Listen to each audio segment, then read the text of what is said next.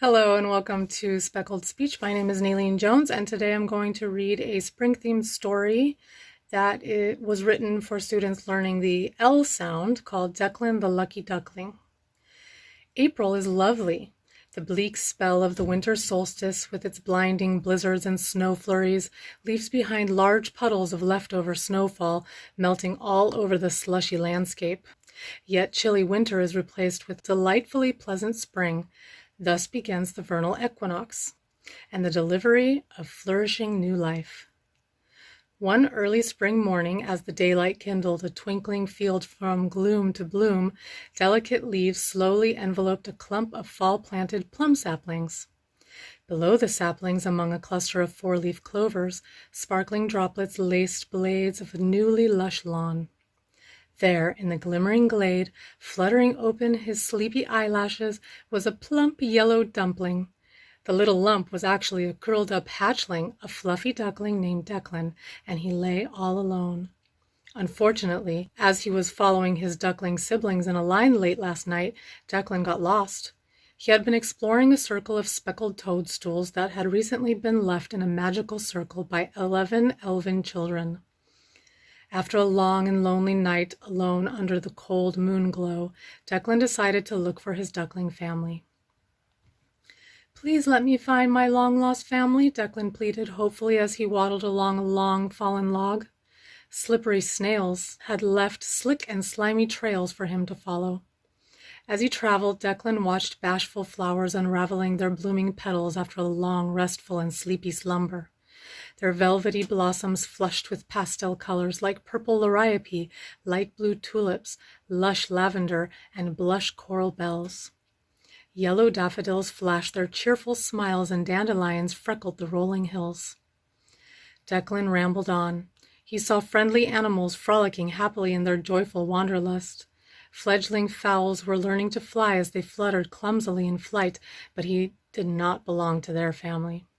Declan glanced at a newly developed swallowtail butterfly as it flitted and left behind the silky chrysalis it had built not too long ago as a slinky caterpillar before it finally flew away. A flock of woolly lambs bleated and laughed. 12 fluffy goslings waddled in plaid galoshes while playing with the silly, youthful pink piglets that had wiggling, curly tails. The gosling family looked a lot like Declan, but they were not his duckling family, so he waddled on. Abruptly, a pot of gold materialized. It was filled with loads of golden dollars. It had been left alone by Laddie, the lazy leprechaun who had pledged himself to fulfill his goal. That simple goal was his sole obligation, to shield the lucky loot from being stolen. Too bad the selfish elves wanted the glittering gold all to themselves. "My, what an unlucky leprechaun," declared Declan, not lingering too long. "And what lucky elves," he said, as the elves looted the leprechaun's neglected gold collection with plinks and clinks into their leather satchels. Declan left to fulfill his own lofty goal, his lengthy pilgrimage to find his family, and waddled along his way.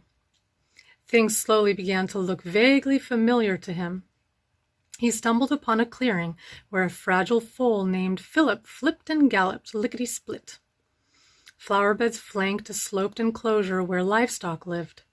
Among the broccoli and lettuce leaves, a lopsided cottontail named Paisley was nibbling on leeks and parsley. Late-blooming clematis tendrils leisurely climbed up a close-by lattice, and a pile of fragile eggshells still laid there where Declan's family had left them. There, a clear, teal-blue lake reflected the silver lining of the looming rain clouds. Suddenly, as luck would have it, Declan noticed some splashing near the cattails and lily pads in the silvery lake. Tiny glittering water droplets splashed all along the lake's flat glass-like surface. At last he realized that he had finally located his long-lost duckling family. "Darling Declan," exclaimed his relieved mother. She immediately waddled over with his duckling siblings and welcomed him warmly with a snuggly cuddle. "We have been looking for you all over the place." Declan smiled and felt the love. Finally, they floated off all together again, paddling into the lustrous lake in his rightful place in the duckling line to which he blissfully belonged. That day he learned that he was the luckiest duckling of all. The end. If you enjoyed that, please find it on my website, speckledspeech.com. There's also a checklist of words that are within the story target words so that you can check them off as your student produces them. So thank you, and we'll see you in the next video.